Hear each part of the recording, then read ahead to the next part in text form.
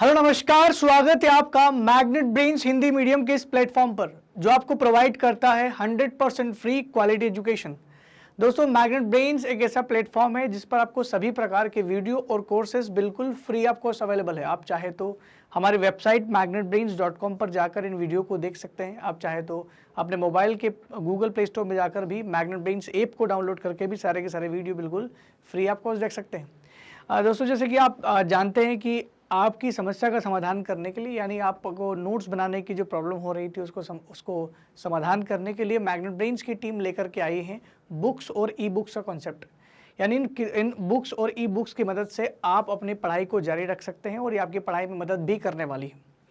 ये किताबें बेहतरीन क्वालिटी कंटेंट्स के साथ बनाई गई हैं और मैग्नेट ब्रेन्स के द्वारा ही बनाई गई है, जिसका लिंक जो है आपको डिस्क्रिप्शन में मिल जाएगा। आसानी से आप जो है वो किताबें अपने घर तक मंगवा सकते हैं।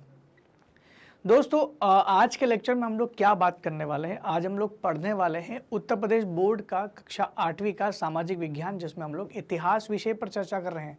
और इतिहास विषय का चैप्टर नंबर 8, जिसका नाम है भारत में राष्ट्रवाद का उदय और विकास। ये भारत में राष्ट्रवाद का उदय और विकास जो है, ये 1857 की क्रांति के बाद जब लोगों को लगा कि हम अंग्रेजों से लड़ सकते हैं, एक विश्वास पैदा हुआ था। तो कहीं ना कहीं अंग्रेजी शासन के खिलाफ, अंग्रेजी हुकूमत के खिलाफ अब लोगों में एक भावना पैदा हो रही थी, जिसे राष्ट्रवाद कहा गया, जिसमें कांग्रेस की भी बात कही गई। दोस्तों, बस इसी से संबंधित तथ्यों को आज हम लोग जानने वाले हैं। लेकिन आज हम लोग पढ़ेंगे इस चैप्टर के MCQ को, क्योंकि जैसा कि आपने पिछले वीडियो देखे हैं तो इसमें हम लोगों ने चैप्टर भी कंप्लीट कर दिया है, कंप्लीट चैप्टर रिविजन भी कर दिया है और सॉल्यूशन वगैरह सब कुछ कर दिया है। तो आइए शुरुआत करते हैं इन MCQs की, यानी वस्तुनिष्ठ प्रश्नों की।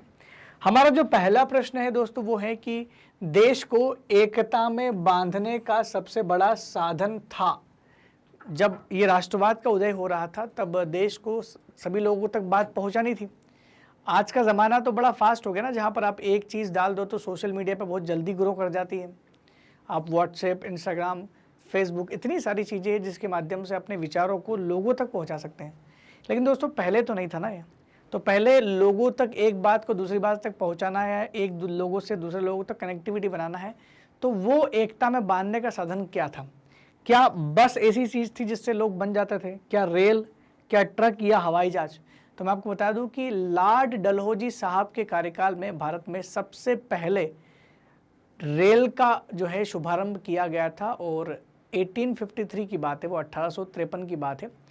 तो 1853 में, अप्रैल 1853 की बात है, तब भारत के जो मुंबई है, मुंबई से थाने के बीच में एक ट्रेन चलाई गई थी। 31 किलोमीटर लंबी केवल चलाई गई थी और शुरुआत थी वो।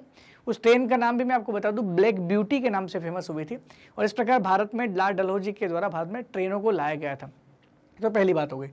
और वही ट्रेन जो है वो भारत के बहुत सारे चीज़ों को जोड़ने लगी, भारत के बहुत सारे शहरों को जोड़ने लगी। अब जब ट्रेन एक जगह से दूसरी जगह जाएगी तो यात्री भी जाएंगे, यात्री जाएंगे तो समाचार पत्र भी जाएंगे। मतलब हमारी जो बातें हैं, हमारी जो विचारधारा थी राष्ट्रवाद की, वो इस ट्रेन के माध्यम से पूरे देश में फैलने लगी। इसी वजह से जो हमारा क्वेश्चन है उसका जो राइट आंसर होगा वो होगा रेल, उसका राइट आंसर, जिसने पूरे देश को एकता में बांध दिया। जहाँ ट्रेन अंग्रेजों के व्यापार के लिए सहायक थी, तो ये हमारे लिए भी सहायक थी। तो राइट आंसर क्या हो गया पहले क्वेश्चन का? रेल। आइए बढ़ते हैं दूसरे प्रश्न की ओर। हमारा दूसरा प्रश्न है दोस्तों, राष्ट्रवाद को बढ़ावा किससे मिला? राष्ट्रवाद जो भावना थी, जो देश को आज़ादी दिलाने के लिए अंग्रेजों के खिलाफ जो मुहिम पैदा हो रही थी लोगों के अंदर, एक आज़ाद भारत की संकल्पना हम लोग कर रहे थे। तो इस राष्ट्रवाद को आखिरकार जो है बढ़ोतरी किससे मिली? कैसे ये दूर दूर तक लोगों तक पहुँचा? जहाँ एक और हम लोग संस्कृति में भिन्न हैं, भाषा अलग अलग हैं, लोगों की सोच अलग है, विचारधारा अलग है, उन सब के होते हुए भी भारत में ऐसी क्या चीज़ें थी जिससे कि आप लोगों तक बातें पहुंचाने लगे? एक मंच भी मिल गया इनको। तो क्या था? क्या डाक खानों के द्वारा ऐसा हुआ था? डाक खानों की शुरुआत भी हो चुकी थी, डलहौजी साहब भी रिस्पॉन्सिबल है उसके लिए भी। डाक खानों की शुरुआत भी हो चुकी थी। बिजली के तार की शुरुआत भी हो चुकी थी। अब बिजली के तार आएंगे तो कहीं ना कहीं बिजली मिलना शुरू हो जाएगी। संचार के साधनों की शुरुआत हो गई थी। संचार के साधन फॉर एग्जांपल यूँ कहें टेलीफोन का आविष्कार हो गया, यूँ कहें समाचार पत्र जो है वो छपने लगे, प्रेस वेस शुरू हो गई थी। या फिर आपका आखिरी ऑप्शन है कि सभी के द्वारा राष्ट्रवाद को बढ़ावा मिला। तो देखिए, ये तीनों की तीनों चीज़ें बिल्कुल सही है। डाक खानों के आज भी भारत में दुनिया में सबसे ज़्यादा डाकघर है। डाक खानों के द्वारा भी आप चिट्ठियां या पत्र एक जगह से दूसरे व्यक्ति को पहुंचा सकते थे। तो बहुत ही आसान चीज़ थी ये, बहुत आसानी से लोगों तक अपनी भावनाओं को पहुंचा सकते थे। बिजली के तार, संचार के साधन, सभी सही आंसर है। इसका मतलब राइट आंसर क्या हो गया आपका? ऑल ऑफ द अबव, यानी सभी के द्वारा ही राष्ट्रवाद को बढ़ावा मिला। राइट आंसर क्या हो गया? घ is the right answer. Question number 3 है हमारा, नए बुद्धिजीव लोग कौन थे? नए बुद्धिजीवी किसे कहते हैं? बुद्धिजीवी का मतलब होता है जो काफी जानकार थे, शिक्षित थे, जागरूक लोग थे। तो कौन लोग हैं वो जो जानकार, शिक्षित और जागरूक हैं? आपका ऑप्शन नंबर क बोलता है कनिष्ठ प्रशासक। आपका ऑप्शन नंबर ख बोलता है क्या वो वकील थे? आपका ऑप्शन नंबर ग बोलता है क्या वो अध्यापक थे? तो कनिष्ठ प्रशासक, वकील, अध्यापक, तीनों में से कौन थे या फिर सभी थे? तो मैं आपको बता दूं कि एक कनिष्ठ प्रशासक मतलब होता है वो व्यक्ति जो गवर्नमेंट सर्वेंट है, यानी अंग्रेजों के प्रशासन में काम कर रहा है। तो काफ़ी जानकारी उसको होगी, पढ़ा लिखा होगा तभी तो काम कर रहा है। वकील साहब तो वैसे ही लॉ के बारे में बहुत जानते थे, तो वो अंग्रेजों का कानूनों का इस्तेमाल अंग्रेजों के खिलाफ ही किया करते थे और भारतीयों को बचाने का प्रयास करते थे। बुद्धिजीवी लोग तो बिल्कुल थे वो। अध्यापक तो अपने आप में पूरा भविष्य बना, पूरा देश का भविष्य था कि देश का भविष्य तैयार कर रहा था, नए नए बुद्धिजीवियों को तैयार कर रहा था। जो बुद्धिजीवियों को तैयार कर सकता है, क्या वो स्वयं बुद्धिजीवी नहीं हो सकता? तो अध्यापक भी सही आंसर है। तो तीनों की तीनों इसके राइट आंसर। इसका मतलब ये है कि आपका जो घ वाला ऑप्शन है वो सही उत्तर है। तो ऑल ऑफ द अबव यानी सभी के सभी क्या है? नए बुद्धिजीवी वर्ग उभर कर आए और इन्हीं नए बुद्धिजीवी वर्ग ने मिलकर ही एक ऐसी संस्था की स्थापना की जिसे कहा गया इंडियन नेशनल कांग्रेस। ये जो कांग्रेस पार्टी की हम लोग बात करते हैं ना, जो भारतीय राष्ट्रीय कांग्रेस पार्टी जो आज भी चलती है, ये भारत की सबसे पुरानी पार्टी है जिसकी स्थापना 1885 में हुई थी। और मैं बार बार इसको बताऊंगा ताकि आप इसको याद कर लो। तो राइट आंसर क्या हो गया? सभी लोग बुद्धिजीवी कहलाए। इन्हीं लोगों ने मिलकर के आगे देश का शासन भी संभाला, क्योंकि अगर ये बुद्धिजीवी लोग नहीं होते तो आज़ादी के बाद भी देश को संभालता कौन? देखिए, अगर कोई कॉलोनी बनाने वाला, कॉलोनी तो थे हम लोग, गुलाम बनाने वाले प्रशासक चले गए तो उसके बाद हमें आज़ाद छोड़ दिया, इसका मतलब वो हम आगे बढ़ेंगे इसकी गारंटी थोड़ी ना है। जब हमारे देश को चलाने वाले हमारे ही बुद्धिजीवी लोग अच्छे होंगे, उनकी सोच अच्छी होगी, तभी तो देश आगे बढ़ेगा। आज भारत दुनिया में शुमार है, क्यों? क्योंकि हमारे देश के प्रधानमंत्रियों ने, हमारे देश के प्रशासकों ने बहुत अच्छा काम किया है और धीरे धीरे इंडिया की ग्रोथ बहुत हुई और आज भारत दुनिया के बहुत बड़े बड़े देशों में इनका नाम आता है। प्रश्न क्रमांक 4 है हमारा, the poverty and un British rule in India. ये पुस्तक जो है ये किसने लिखी थी? The poverty and un British rule in India. ये किताब जो है किसने लिखी थी? मतलब जो ब्रिटिश रूल चल रहा था भारत में उस समय, देश की जो गरीबी थी वो क्या थी, उसके बारे में यहाँ पर बताया गया। बुक काफ़ी अच्छी लिखी गई थी। क्या ये बुक जो है, ये किताब जो है, ये महात्मा गांधी ने लिखी थी? मोहनदास करमचंद गांधी साहब, जिन्हें हम महात्मा गांधी के नाम से जानते थे, इन्होंने लिखी है। या आपका ऑप्शन नंबर ख सही है जिसमें लिखा है कि दादा भाई नौरोजी ने ये किताब लिखी है। या फिर ऑप्शन नंबर सी की बात करें तो सर रविंद्रनाथ टैगोर साहब जो कि काफ़ी अच्छा लिटरेचर लिखते थे, क्या उन्होंने ये किताब लिखी थी? या फिर हमारे संविधान के निर्माता डॉक्टर BR अम्बेडकर ने लिखी थी? दोस्तों, चारों के चारों नाम जो है वो बड़े महान व्यक्तियों के नाम हैं। अब आपको बताना है कि इसमें से कौन व्यक्ति था जिसने किताब लिखी थी। दोस्तों, the poverty and un British rule of in India, ये किताब जो है उसी व्यक्ति ने लिखी थी जिस व्यक्ति ने एक और किताब लिखी थी, ड्रेन ऑफ वेल्थ। ये ड्रेन ऑफ वेल्थ किताब किसने लिखी थी? अगर आपको ये पता है तो आपका ऑप्शन यहाँ पर आपको सही मिल जाएगा। मैं आपको बताऊं कि वो दोनों किताबें कौन सी? एक और ड्रेन ऑफ वेल्थ, ये भी लिखी थी उन्होंने। इसको उन्होंने बोला था धन के निष्कासन का, धन के निष्कासन का सिद्धांत, धन के निष्कासन का सिद्धांत, ड्रेन ऑफ वेल्थ जिसे कहा गया, जो क्या कहा जाता है? धन के निष्कासन का सिद्धांत। तो ये दोनों की दोनों किताबें, poverty and un British rule और धन के निष्कासन का सिद्धांत, दोनों की दोनों जो बातें हैं, ये जो किताबें हैं, ये दादा भाई नौरोजी ने लिखी थी, जो एक पारसी कम्युनिटी से बिलोंग करते थे। और जब भारत में भारतीय राष्ट्रीय कांग्रेस की स्थापना हुई थी तब ना तो उनमें बी आर अम्बेडकर थे, न रविन्द्रनाथ टैगोर थे, न महात्मा गांधी थे। जब कांग्रेस बनी थी तब उसके फाउंडर मेंबर में से दादा भाई नौरोजी भी एक महत्वपूर्ण व्यक्ति थे, तो इसलिए इंपॉर्टेंट है ये। और दादा भाई नौरोजी जो है उन्हें ओल्ड मैन ऑफ इंडिया भी कहा जाता है। और साथ ही साथ एक और चीज़ ध्यान रखना, ब्रिटिश संसद के ये सदस्य भी रहे, एकमात्र व्यक्ति हैं भारत की तरफ से जो ब्रिटेन में भी सदस्य रहे हैं। तो राइट आंसर क्या हो गया, दादा भाई नौरोजी। हमारा 5वां क्वेश्चन है दोस्तों, 19वीं शताब्दी में औद्योगिक क्रांति का नेता कौन था? जो 19th सेंचुरी की बात कर रहे हैं। जब 19th शताब्दी बोला इसका मतलब ये होता है कि सन 1800 से लेकर के 1899 के बीच में जो भी घटनाएं घटी वो सब कहलाएगी 19th सेंचुरी की घटना, 19वीं सदी की घटना। तो 19वीं शताब्दी में औद्योगिक क्रांति का नेता कौन था? क्या वो औद्योगिक क्रांति शुरुआत जो है वो इंग्लैंड से हुई, या फिर फ्रांस से हुई, या जर्मनी से, या फिर यूएसए से? तो चारों जगह हुई थी औद्योगिक क्रांति, तो पूरे यूरोप अमेरिका में हुई थी, यूरोप में भी हुई थी, अमेरिका में भी हुई थी।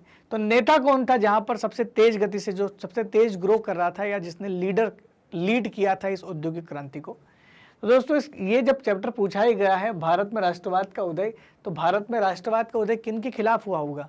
हम अंग्रेजों से परेशान थे, या फ्रांसीसियों से थे, या फिर जर्मनी वालों से थे, या अमेरिका वालों से थे? तो कोई भी उठा के बोल देगा कि हम लोग इंग्लैंड वालों से परेशान थे। तो डेफिनेटली ये बात उसी के बारे में कही जा रही है। और इंग्लैंड ही उस समय 18वीं शताब्दी में औद्योगिक क्रांति का नेता था। 19वीं शताब्दी में तो फिर यूएसए ने मोर्चा संभाल लिया था, लेकिन 20वीं शताब्दी में जो है यूएसए ने मोर्चा संभाल लिया था, नेता वो बना था, लेकिन 19वीं में तो इंग्लैंड ही था। यही तो कारण था कि 19वीं शताब्दी में भारत का बहुत ज़्यादा शोषण किया गया। इसलिए किया गया क्योंकि औद्योगिक क्रांति के लिए कच्चे माल के रूप में सबसे बड़ा कच्चे माल का उत्पादक कौन था? भारत था ना उनके लिए। इसलिए भारत में जबरदस्ती लोगों से नील की खेती करवाई गई, जबरदस्ती लोगों से चाय की खेती, ओपियम की खेती करवाई गई, और यहाँ पर जो है सिल्क की खेती करवाई गई, है ना। सिल्क के अलावा ये लोग कम से कम दाम में यहाँ से कपास उठा के ले जाते थे। तो इतनी सारी चीज़ों की खेती जबरदस्ती करवा रहे थे। क्यों? क्योंकि इंडिया को केवल रॉ मटेरियल के लिए इन्होंने सप्लीमेंट तैयार किया था। इंडिया के लिए बोला जाता था कि इंग्लैंड की इकोनॉमी कभी डूब नहीं सकती। क्यों? क्योंकि भारत उसके लिए सप्लीमेंट्री का काम करता था। हम इसको पूरा निगल करके इंग्लैंड की जो इकोनॉमी है उसको बचा सकते हैं। और आज आप देख रहे हैं भारत की इकोनॉमी काफ़ी आगे है, और इंग्लैंड की जो हालात है, इकोनॉमिकल कंडीशन ठीक नहीं है, अभी आपने शायद न्यूज़ में देखा होगा। तो राइट आंसर क्या हो गया कि नेता कौन था? नेता था इंग्लैंड। प्रश्न क्रमांक 6 है, भारतीय राष्ट्रीय कांग्रेस का प्रथम चरण कौन सा था? भारतीय राष्ट्रीय कांग्रेस में अभी तक 2 चरण हुए थे। एक चरण ऐसा था जिसमें कोई स्पष्ट इनका एक मोटिव भी नहीं था, एक एम भी फिक्स नहीं था कि करना क्या है, खुद असमंजस में थे, क्योंकि शुरुआत में अंग्रेजों के साथ काफ़ी मिलजुल के काम कर रहे थे, उनकी बातों को मान रहे थे। बाद में एक थोड़ा सा अलग फेस चला, जहाँ ये कांग्रेस ने अंग्रेजों से हट के अपना एक अलग फेस शुरू किया। तो पहला चरण किसको बोलते हैं? क्या 1885 से लेकर के 1900 तक का जो चरण था वो पहला था? क्या राइट आंसर क है? या फिर आपका ख वाला आंसर, यानी 1885 से 1919 ईस्वी तक का जो चरण था, क्या वो मेन चरण था, प्रथम चरण था? या फिर 1919 से लेकर 1947 तक का जो चरण था वो पहला था? या फिर 1900 से लेकर 1935 तक चरण था वो था? तो मैं आपको बता दूं कि ये तो चरण था ही नहीं, ये कोई चरण नहीं था, ये कोई चरण नहीं था। 2 ही चरण थे, एक चरण ये था, दूसरा चरण ये था।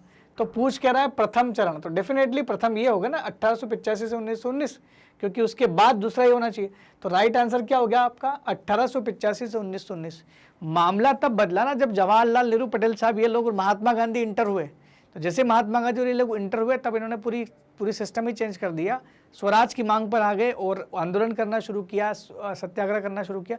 तब तक क्या था? तब तक इनका स्पष्ट ध्येय ही नहीं था। ध्येय का मतलब होता है एम नहीं था इनका। 1919 तक क्या करना है पता ही नहीं चल रहा था। खुद कांग्रेस नरम दल गरम दल में टूट रही थी, मुस्लिम लीग अलग परेशान कर रही थी। तो कहीं ना कहीं पहला जो फेज था वो थोड़ा इस तरीके का था। लेकिन हमें क्वेश्चन का आंसर से मतलब है, क्या पूछा गया क्वेश्चन, पहला फेज कौन सा था? 1885 से 1919 तक। प्रश्न क्रमांक 7 है, कृषि, उद्योग, वित्त, शुल्क, व्यापार, बैंक व्यवसाय आदि आर्थिक नीतियां बनाई गई थी। क्यों बनाई गई थी? किस चीज के लिए बनाई गई थी? अगर मैं आपसे ऐसा कहूं कि अंग्रेज लोग बहुत सारी नीतियां बनाते थे, सारी की सारी नीतियां जो होती थी वो आर्थिक नीतियां होती थी, ज़्यादातर आर्थिक नीतियां बनाते थे। चाहे वो कृषि सुधार की बात हो, या उद्योग धंधों की बात हो, या वित्त की बात हो, पैसे की बात हो, शुल्क की बात, टैक्स की बात हो, व्यापार की बात कह लो या बैंक व्यवसाय की बात कह लो, ये सारे की सारी नीतियां जो होती थी आर्थिक नीतियां कहलाती थी। और ये आर्थिक नीतियां जो है ये अंग्रेज क्यों बनाते थे, किसके लिए? क्या ये भारतीय अर्थव्यवस्था के लिए बनाते थे? क्या ये ग्रामीण अर्थव्यवस्था को आगे बढ़ाने के लिए बनाते थे, या फिर ये अंग्रेजी अर्थव्यवस्था के लिए बनाते थे, या फिर यूरोपियन अर्थव्यवस्था के लिए? ये बात तो फिक्स है कि किसी अर्थव्यवस्था को सुदृढ़ करने के लिए बनाते थे। तो जितनी भी अंग्रेजों की नीतियां हैं क्या वो भारतीय अर्थव्यवस्था को सुदृढ़ करेगी? तो आप बोलोगे भारत को तो लूट रहे थे वो, यहाँ पर तो शोषण कर रहे थे, तो ये तो नहीं हो सकता। क्या ग्रामीण अर्थव्यवस्था को बढ़ाएगी? तो ग्रामीण लोगों के हालात तो भूमि बंदोबस्त ने और खराब कर दी थी, चाहे वो स्थायी बंदोबस्त हो, चाहे वो महालवाड़ी बंदोबस्त हो या रैयतवाड़ी बंदोबस्त हो। इन बंदोबस्त के द्वारा तो इतना ज़्यादा टैक्स लिया गया, यहाँ तक कि किसानों से उनकी जमीन तक ले ली गई थी। तो फिर वो क्या ही बोलेंगे उसमें कि ग्रामीण अर्थव्यवस्था को विकास करने के लिए लगी। अंग्रेजी अर्थव्यवस्था के लिए लाई गई थी या यूरोपियन? दो बचे, दो तो कैंसिल हो गए। तो अंग्रेज भला यूरोपियन अर्थव्यवस्था के लिए क्यों काम करेंगे, वो तो अपनी अर्थव्यवस्था के लिए काम करेंगे ना। तो राइट आंसर क्या हो गया? अंग्रेजी अर्थव्यवस्था को सप्लीमेंट देने के लिए, उसको सपोर्ट देने के लिए, उसको आगे बढ़ाने के लिए ही अंग्रेज भारत में आर्थिक नीतियां लेकर आते थे और कहते थे कि हम भारत में कृषि सुधार करेंगे। कृषि सुधार तो करेंगे, लेकिन जितना अच्छा कृषि होगा उतना ज़्यादा टैक्स लेंगे, और टैक्स लेंगे तो किसके काम आएगा? उन्हीं के व्यापार के काम आएगा, उन्हीं की अर्थव्यवस्था में वो योगदान देगा। तो ग इज द राइट आंसर। ठीक है, क्वेश्चन नंबर 8 पढ़ते हैं। क्वेश्चन नंबर 8 है, कांग्रेस की स्थापना निम्नलिखित 4 लोग आपको दिख रहे हैं, इनमें से किसने की? क्या कांग्रेस की स्थापना ऑप्शन नंबर क आपका A.O. ह्यूम ने की? इनका पूरा नाम है एलन ऑक्टेवियन ह्यूम। क्या इन्होंने की? अंग्रेज अधिकारी थे। कांग्रेस तो भारत की पार्टी थी। W.C. बनर्जी, व्योमेश चंद्र बनर्जी, क्या इन्होंने की? दादा भाई नौरोजी, क्या इन्होंने की? या फिर आखिरी आपका मोतीलाल नेहरू, इन्होंने की? तो मैं आपको बता दूं कि W.C. बनर्जी की अगर बात की जाए तो 1885 में जो कांग्रेस का पहला अधिवेशन हुआ था, कौन सा हुआ था? प्रथम अधिवेशन हुआ था, उसके अध्यक्ष थे के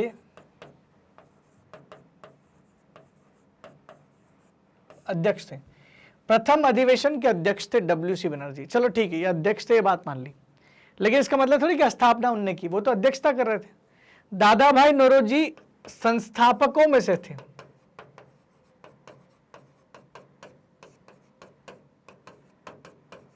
फाउंडर फैकल्टी थे उनकी ये, लेकिन संस्थापक नहीं थे। मोतीलाल नेहरू बाद में जुड़े थे, और मोतीलाल नेहरू जो थे ये नरम दल वाले थे, नरम दल वाले।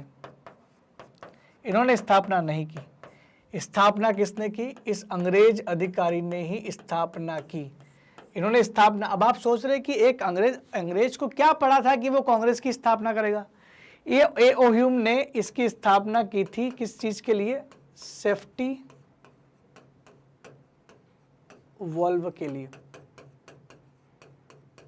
इस अंग्रेजी अधिकारी ने कांग्रेस की स्थापना सेफ्टी वॉल्व के लिए की थी।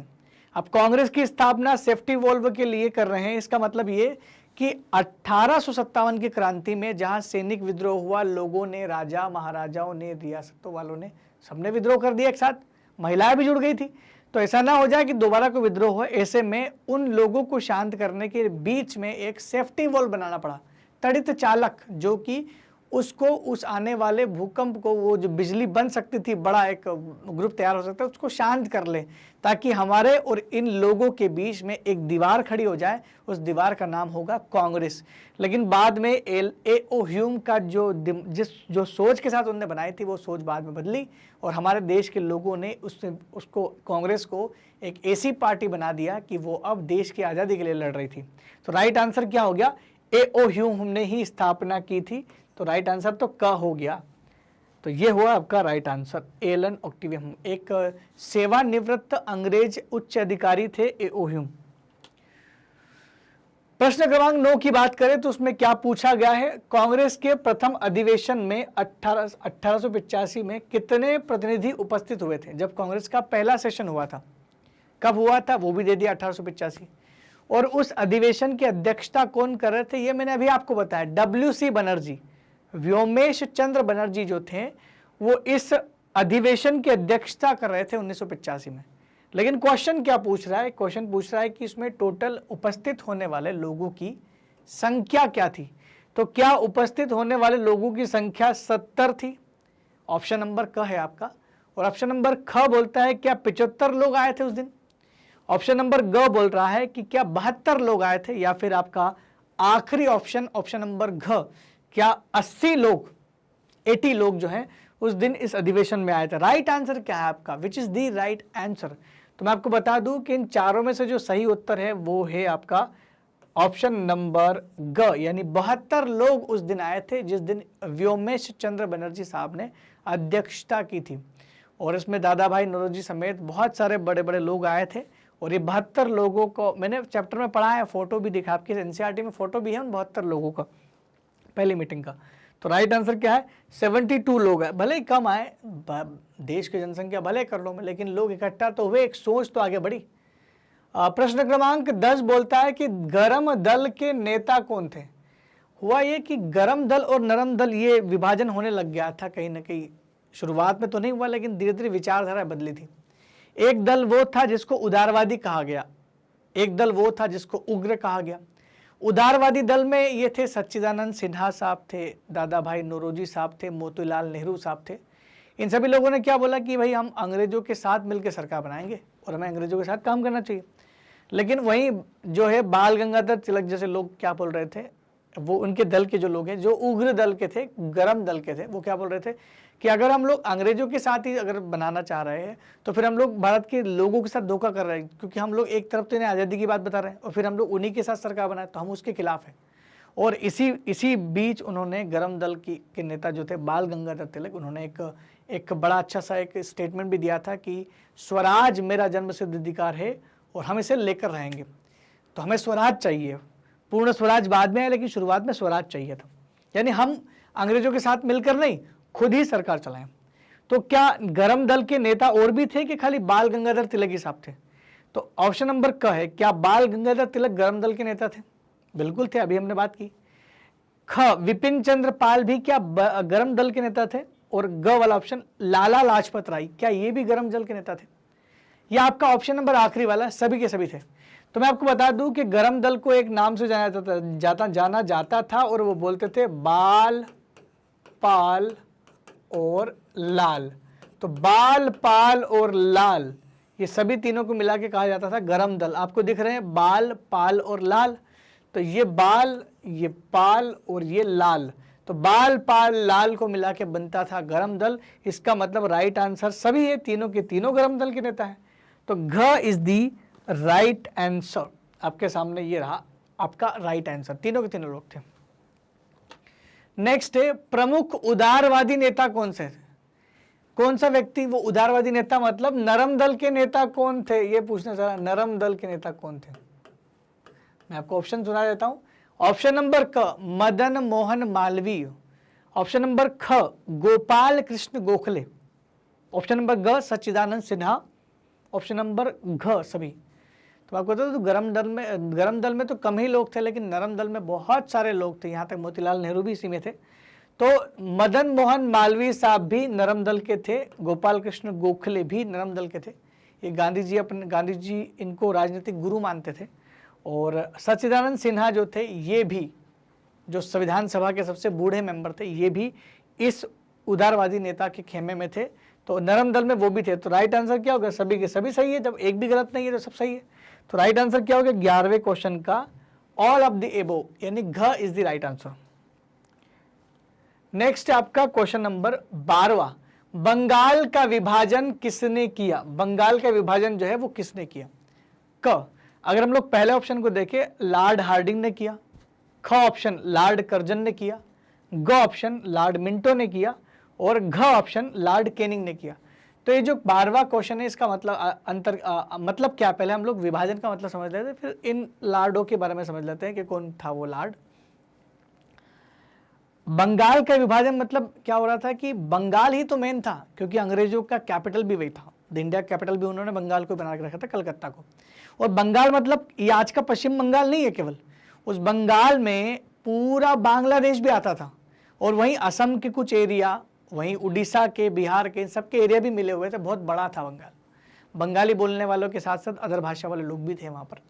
तो क्या किया, लॉर्ड कर्जन को 1905 में आइडिया लग रहा था कि बंगाल में लोग इकट्ठा हो रहे सरकार के खिलाफ, कहीं ऐसा ना हो जाए कि बड़ा दल बना ले। तो बंगाल में उठ रही राष्ट्रवाद की भावनाओं को तोड़ने के लिए, फूट डालने के लिए उन्होंने जो है मुस्लिम बाहुल इलाके को अलग करने का कोशिश किया। दोस्तों ये वही इलाका है जो बाद में आगे चल करके बांग्लादेश बना। तो उन्होंने हिंदू मुस्लिम इलाकों को अलग करने का प्रयास किया और उन्होंने बंगाल विभाजन की एक जो है जो ब्लूप्रिंट है वो तैयार कर दिया था। 1905 में हुआ था। तो बंगाल लॉर्ड कर्जन ही वो था। अब मैं आपको बता दूं कि लॉर्ड कर्जन ने जब किया तो उसके खिलाफ कांग्रेस ने काफी विद्रोह किया, और विद्रोह करने के बाद मुस्लिम लीग जब बनी 1906 में तो उसने बोल दिया कि हम तो बिल्कुल सही सहमत है इससे, ये सही किया इन्होंने। तो ठीक है, लॉर्ड कर्जन साहब ने किया, लेकिन हमने उसके खिलाफ स्वदेशी आंदोलन चलाया, बहिष्कार आंदोलन चलाया, क्योंकि इस आंदोलन का नाम रखा था हमने बंग भंग आंदोलन। तो बंग भंग आंदोलन जो था, इसमें था कि भाई हम लोग बंगाल को भंग नहीं होने देंगे जो आप करना चाह रहे थे। तो Lord Hardinge, Lord Curzon, Lord Minto, Lord Canning, तो ये 1905 में लॉर्ड कर्जन ने किया था। राइट आंसर क्या हो गया, लॉर्ड कर्जन। 12वें क्वेश्चन का आइए बढ़ते हमारे 13वें क्वेश्चन की ओर। 13 क्वेश्चन है, भारतीय मुस्लिम की स्थापना, मुस्लिम लीग की स्थापना, क्षमा करें मैं इसको पूरा कर देता हूं। भारतीय मुस्लिम लीग की स्थापना जो है, मुस्लिम लीग की स्थापना कब और कहां हुई थी? कब हुई थी मुस्लिम लीग की स्थापना? मुस्लिम लीग की स्थापना, मुस्लिम लीग वही है जिसने पाकिस्तान की मांग की थी और मोहम्मद अली जिन्ना के नेतृत्व में की थी। लेकिन बहुत सारे लोगों को लगता है कि शायद मोहम्मद अली जिन्ना साहब ने ही मुस्लिम लीग की स्थापना की। तो मैं बता दूं आपको कि मुस्लिम लीग की स्थापना मोहम्मद अली जिन्ना साहब ने नहीं की थी। वो तो दो लोग थे, एक व्यक्ति का नाम था आगा खां और दूसरे व्यक्ति का नाम था सलीम उल्लाह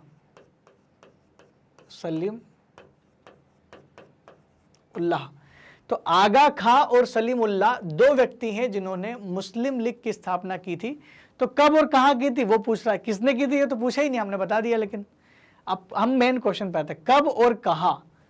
तो क्या 1905 में कलकत्ता में उनने ये काम किया था, या 1906 में मुंबई में मुस्लिम लीग की स्थापना हुई थी, या फिर 1905 में बनी थी लाहौर में, या फिर 1906 में बनी थी ढाका में?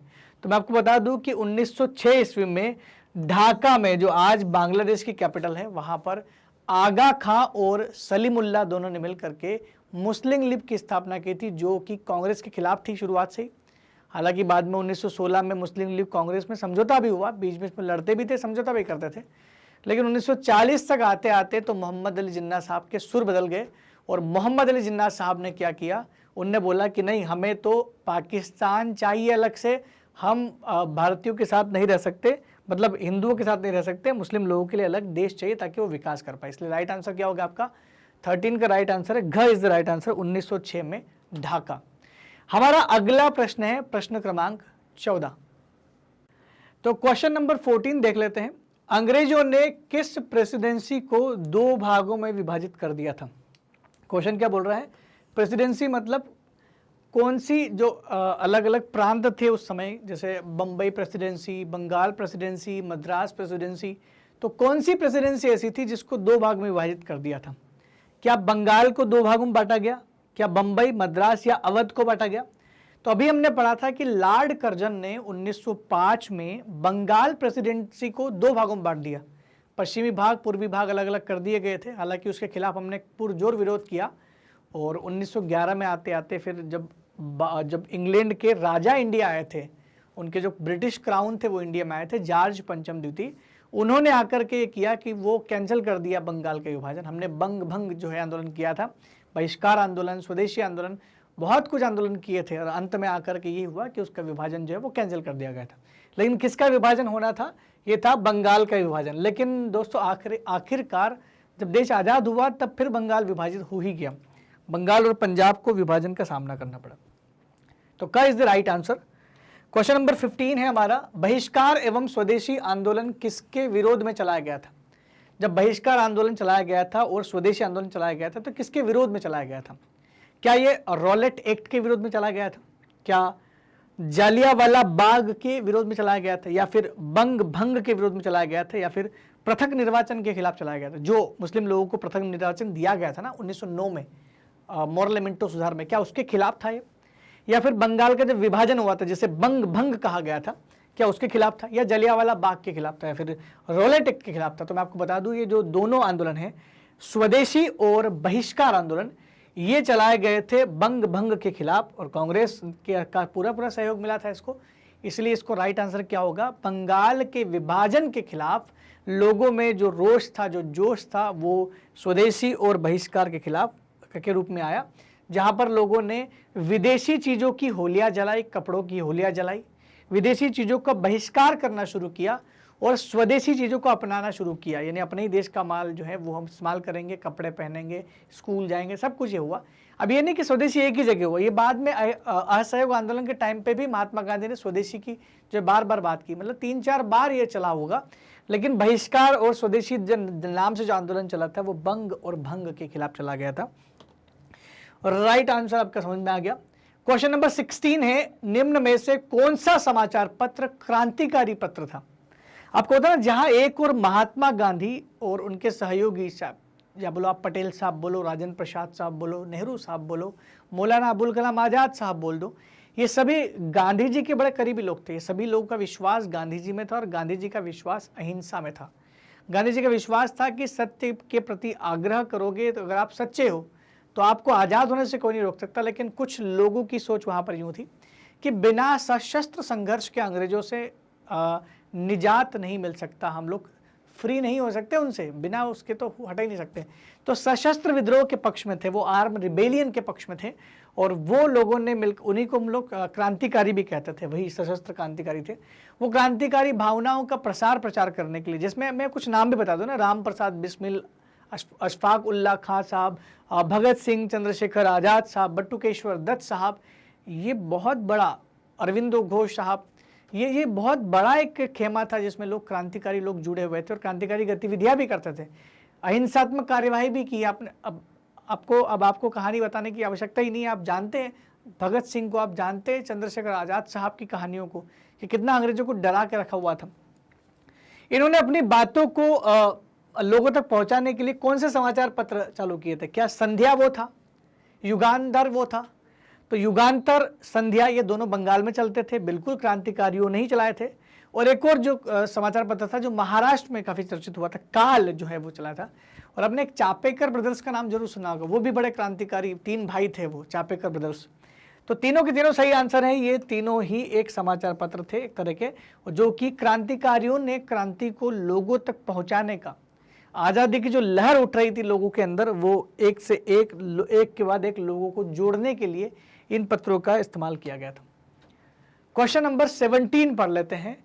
सन 1911 में कौन सा ब्रिटिश सम्राट भारत आए थे? कौन से ब्रिटिश सम्राट जो है भारत में आए थे? 1911 की बात हो रही है क्या? कब is the right answer? George तृतीय भारत आए थे क्या? ख सही उत्तर है, जॉर्ज पंचम द्वितीय भारत आए थे, या फिर जॉर्ज प्रथम भारत आए थे, या फिर लास्ट ऑप्शन जॉर्ज विलियम द्वितीय भारत में आए थे?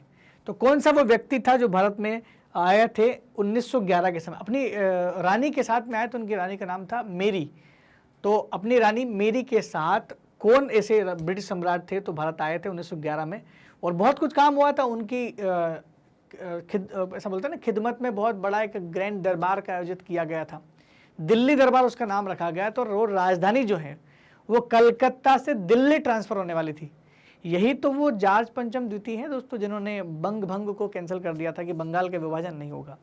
यही वो जॉर्ज पंचम द्वितीय साहब है जिन्होंने मुंबई में स्थित गेटवे ऑफ इंडिया का इनॉग्रेशन किया था, इन्हीं के सम्मान में बनाया गया था।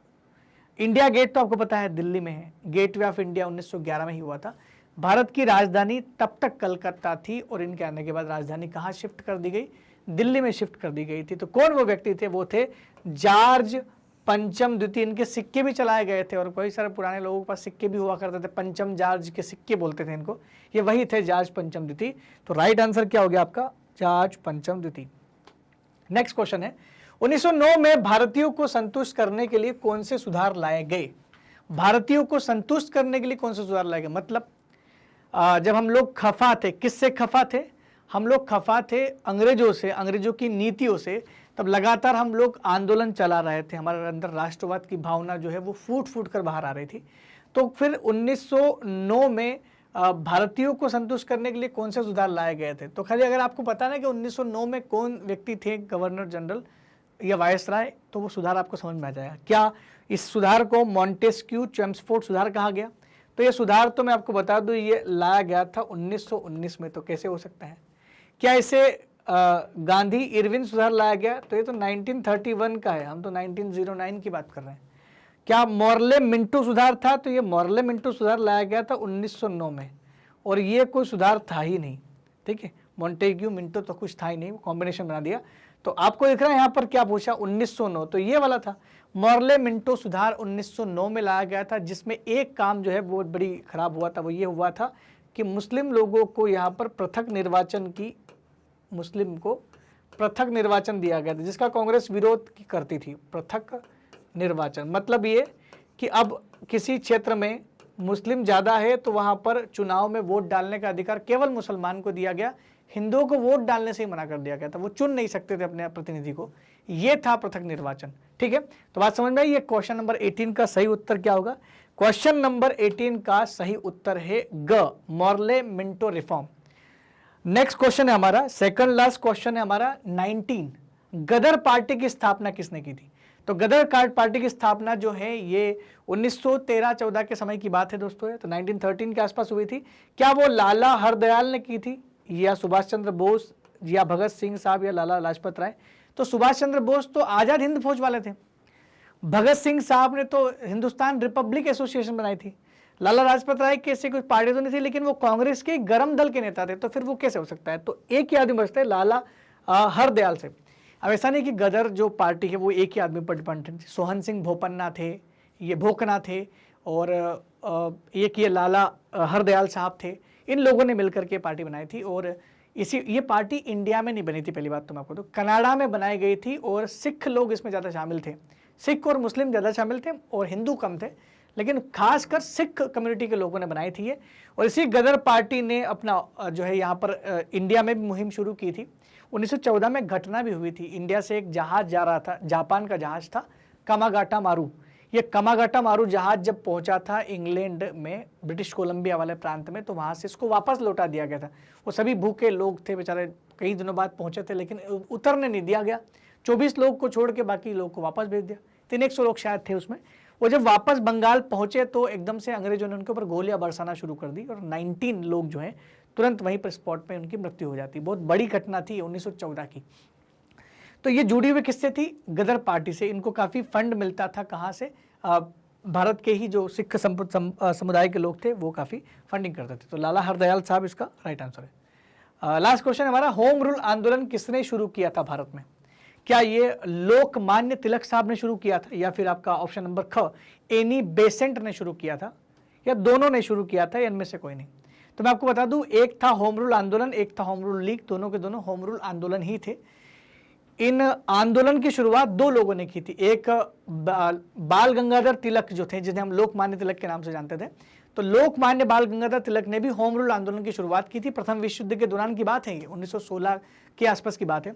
और वहीं उसी के आसपास एनी बेसेंट ने भी, जो एक विदेशी महिला थी, उन्होंने भी भारत में होम रूल आंदोलन की बात की थी। दोनों का मोटिव सेम ही था, स्वराज, यानी हम हमारे देश में खुद ही शासन करेंगे, अंग्रेज सत्ता नहीं संभाल, अंग्रेज सबसे ऊपर हो सकते हैं लेकिन उनके अंडर में हम काम करेंगे।